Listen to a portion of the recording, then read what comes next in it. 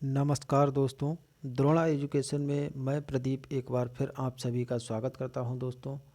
दोस्तों आज CTET junior की दृष्टि से मैं आपके लिए कुछ 1857 की क्रांति से और कुछ बाल विकास और कुछ विज्ञान के प्रश्नों को लेकर आया हूं। दोस्तों आइए दोस्तों देखते हैं ये महत्वपूर्ण प्रश्नों का संग्रह। जी दोस्तों,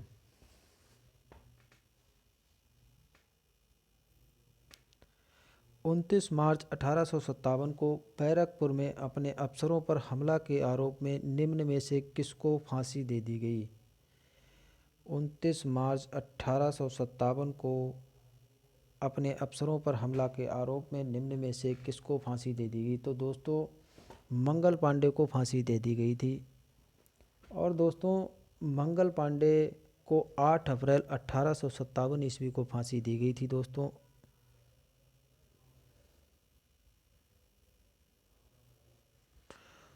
सुखदेव, भगत सिंह और राजगुरु, इन तीनों लोगों को 23 मार्च 1931 को फांसी दे दी गई थी। दोस्तों इन्हें भी फांसी दी गई थी दोस्तों 23 मार्च 1931 को।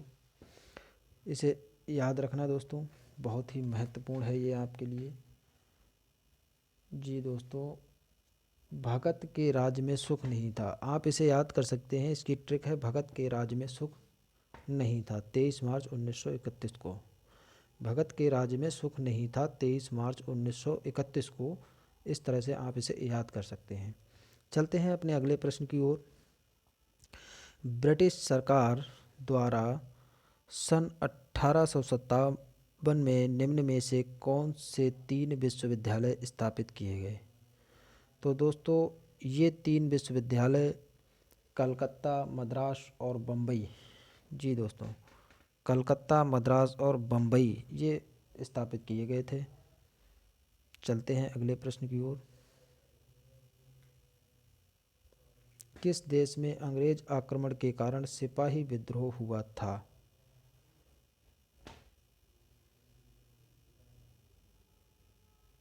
जी दोस्तों, यहाँ देश की जगह राज्य होगा दोस्तों, ये गलती से जी दोस्तों यहाँ राज्य।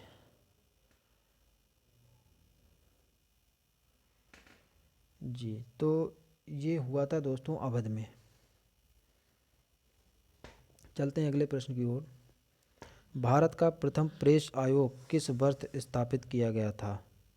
भारत का प्रथम प्रेस आयोग दोस्तों 1952 को स्थापित किया गया था। जी चलते हैं अगले प्रश्न की ओर। किस स्थान पर 1857 के सिपाही विद्रोह की प्रथम घटना हुई थी?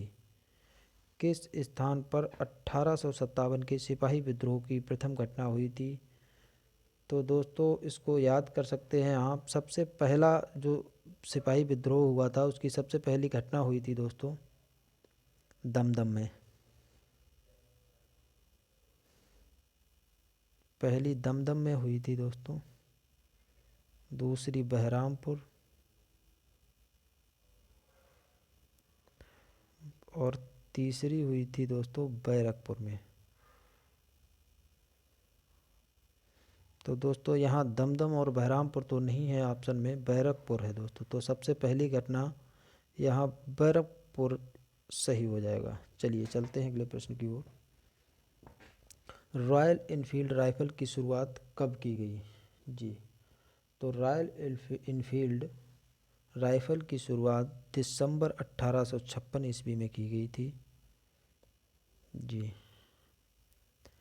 भारत के प्रथम स्वतंत्रता संग्राम का कानपुर में नेतृत्व किसने किया था? तो भारत के प्रथम स्वतंत्रता संग्राम का कानपुर में नेतृत्व दोस्तों नाना साहेब ने किया था। जी नाना साहेब ने।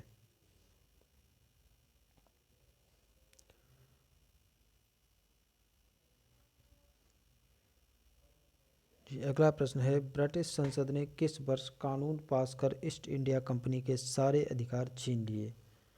तो दोस्तों 1858 ईस्वी को ब्रिटिश संसद ने ईस्ट इंडिया कंपनी के सारे अधिकार छीन लिए। और ये 1 नवंबर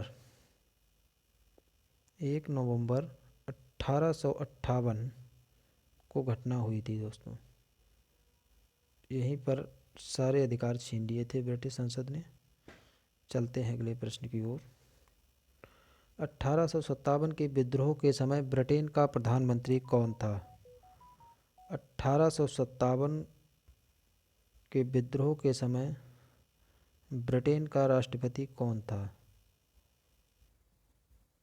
तो ब्रिटेन का राष्ट्रपति दोस्तों पाल्मस्टन था। जी, पाल्मस्टन। जी, अगला प्रश्न है, इलाहाबाद प्रयाग में 1857 के विद्रोह का नेतृत्व किसने किया? तो इलाहाबाद में 1857 के विद्रोह का नेतृत्व दोस्तों लियाकत अली ने किया। जी, और बेगम हजरत महल लखनऊ,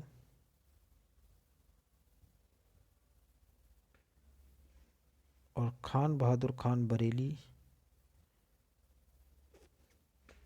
और कदम सिंह ने दोस्तों मेरठ से किया था, मेरठ। जी, चलते हैं अगले प्रश्न की ओर। किस मौलवी ने 1857 की क्रांति को जिहाद धर्म युद्ध की संज्ञा दी? तो दोस्तों अहमद उल्ला ने 1857 की क्रांति को जिहाद की संज्ञा दी। अगला प्रश्न है, एक औसत बुद्धि वाला बच्चा भाषा पढ़ने एवं समझने में कठिनाई प्रदर्शित करता है तो यह संकेत देता है कि बच्चा पठन अक्षमता डिसलेक्सिया का लक्षण प्रदर्शित कर रहा है। दोस्तों ये बहुत ही इम्पॉर्टेंट क्वेश्चन है, इससे सीटेट में हर बार एक क्वेश्चन ज़रूर बनता है दोस्तों, तो इसको आप ध्यान ज़रूर रखें दोस्तों। 1 नंबर हर बार ये क्वेश्चन ज़रूर बनता है। तो चलते हैं अगले प्रश्न की ओर। बुद्धि लब्धि का संप्रत्यय किसने दिया? जी है, बहुत ही इम्पॉर्टेंट प्रश्न है दोस्तों। बुद्धि लब्धि का संप्रत्यय किसने दिया? तो बुद्धि लब्धि का संप्रत्यय टर्मन ने दिया। जी, टर्मन ने। तो अगला प्रश्न है,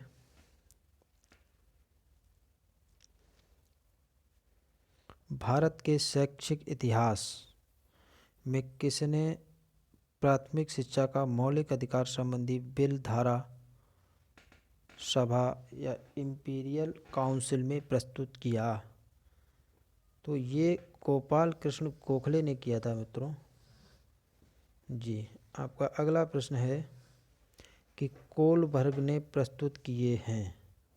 तो कोलबर्ग ने क्या प्रस्तुत किया है दोस्तों? संज्ञानात्मक विकास के चरण, शारीरिक विकास के चरण, संवेगात्मक विकास के चरण या नैतिक विकास के चरण? जी दोस्तों, कोलबर्ग ने नैतिक विकास के चरण प्रस्तुत किए हैं दोस्तों। जी,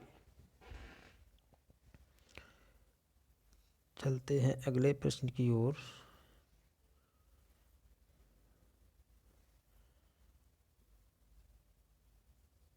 भार की एसआई इकाई क्या है? जी हाँ दोस्तों, भार की एसआई इकाई न्यूटन होगी। जी, अगले प्रश्न की ओर चलते हैं। और यहाँ कुछ महत्वपूर्ण और भी एसआई मात्रक दिए हुए हैं दोस्तों, जिनका प्रतीक भी आपको साथ साथ में दिया गया है। आइए इस व्याख्या को भी थोड़ा कर लेते हैं। तो लंबाई का एसआई मात्रक मीटर होता है दोस्तों, जिसे एम से प्रस्तुत किया जाता है। आइए चलते हैं अगले। द्रव्यमान को किलोग्राम और इसे केजी लिखा जाता है दोस्तों। समय का एसआई मात्रक सेकंड होता है दोस्तों, इसे एस से प्रदर्शित करते हैं। विद्युत धारा का एसआई मात्रक एम्पियर होता है दोस्तों, इसे ए से प्रदर्शित करते हैं। ताप का एसआई मात्रक केल्विन होता है, जिसे के से प्रदर्शित करते हैं। ज्योति तीव्रता का एसआई मात्रक कैंडेला होता है, इसे सी डी से प्रदर्शित करते हैं। और पदार्थ की मात्रा का एसआई मात्रक मोल होता है। जी, पदार्थ की मात्रा का एसआई मात्रक मोल होता है। चलते हैं अगले प्रश्न की ओर। भार का एसआई मात्रक क्या है?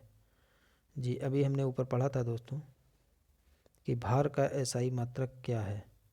तो भार का एसआई मात्रक होता है दोस्तों न्यूटन। जी, अगला प्रश्न है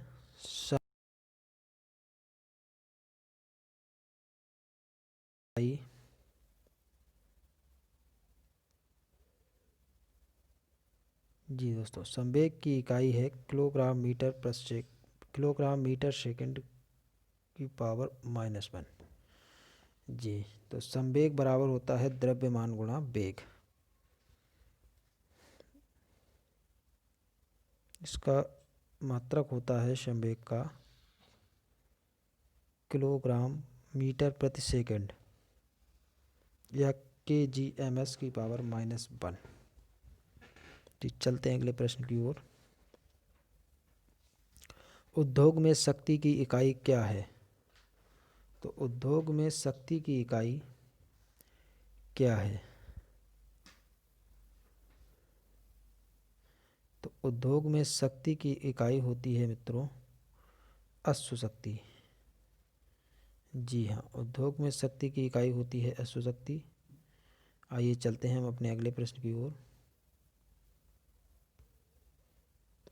ध्वनि को मापने के लिए कौन से एकक यूनिट को उपयोग किया जाता है? ध्वनि को मापने के लिए कौन से एकक यूनिट का उपयोग किया जाता है? तो इसमें ध्वनि को डेसिबल में मापा जाता है दोस्तों। जी,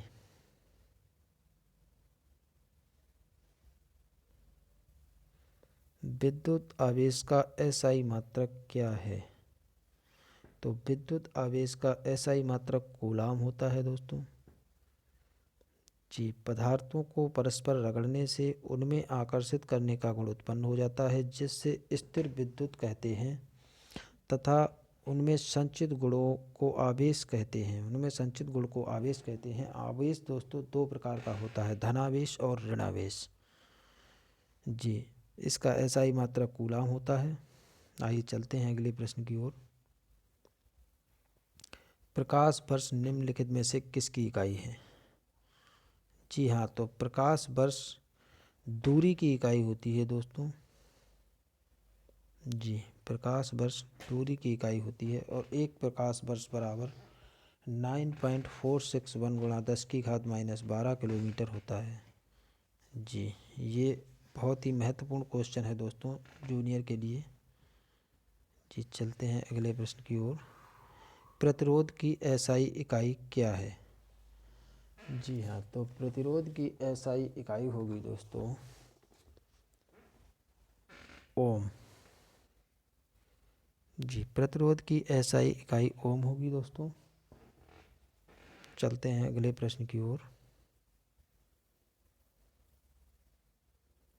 वायुमंडलीय दबाव को मापने के लिए किस उपकरण का प्रयोग किया जाता है? तो वायुमंडल दाब मापी यंत्र जो है वो बैरोमीटर होता है दोस्तों। अगला प्रश्न है, सूर्य को देखने के लिए किस यंत्र का प्रयोग किया जाता है? तो सूर्य को देखने के लिए हेलियोस्कोप का प्रयोग किया जाता है। जी हाँ, हेलियोस्कोप।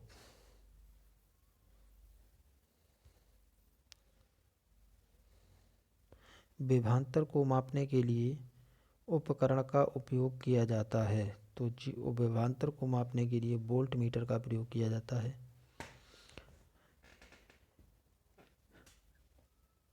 जी, अगला प्रश्न है,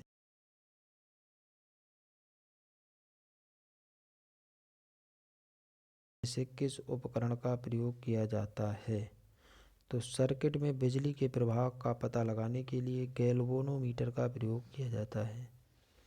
जी हाँ, गैल्वेनोमीटर का प्रयोग किया जाता है। यहाँ पर कुछ और महत्वपूर्ण पॉइंट्स दिए गए हैं दोस्तों, इन्हें भी पढ़ लेते हैं। आइए, वायु दाब मापी, इससे जो है वायुमंडल के दबाव को मापा जाता है। और वेग मापक, वेग मापक, इससे हवा का वेग मापा जाता है। दूध मापी, जिसे लैक्टोमीटर कहते हैं, और इससे दूध की शुद्धता का मापन किया जाता है। चलते हैं अगले प्रश्न की ओर। एक शाफ्ट की आवर्तन गति को निर्धारित करने के लिए का इस्तेमाल किया जाता है। जी, तो ये प्रश्न भी आपकी परीक्षा की दृष्टि से बहुत इम्पोर्टेंट है। एक शाफ्ट की आवर्तन गति को निर्धारित करने के लिए का इस्तेमाल किया जाता है, तो इसमें टैकोमीटर का इस्तेमाल किया जाता है दोस्तों। जी, टैकोमीटर। जी हाँ दोस्तों, शाफ्ट की आवर्तन गति को निर्धारित करने के लिए टैकोमीटर का इस्तेमाल किया जाता है। और एक होता है दोस्तों स्पीडोमीटर। ये जो स्पीडोमीटर होता है, इससे मोटर गाड़ियों की गति मापने वाला यंत्र होता है। स्पीडोमीटर मोटर गाड़ियों की गति मापने वाला यंत्र होता है। और एनीमोमीटर, जो एनीमोमीटर होता है दोस्तों, इससे पवन के वेग को मापा जाता है। पवन वेग मापन कहलाता है ये। और ये जो क्रोनोमीटर होता है, ये जलयान में सही समय का पता लगाने के लिए इसका उपयोग किया जाता है। क्रोनोमीटर जलयान में सही समय का पता लगाने के लिए इसका प्रयोग किया जाता है। चलिए दोस्तों, आज यहीं तक प्रश्न। और अगर आपको वीडियो पसंद आई हो तो लाइक, शेयर और सब्सक्राइब करना ना भूलें दोस्तों चैनल को, जिससे कि आगे आने वाली वीडियो भी आपको नोटिफिकेशन प्राप्त होता रहे। वीडियो को देखने के लिए धन्यवाद दोस्तों।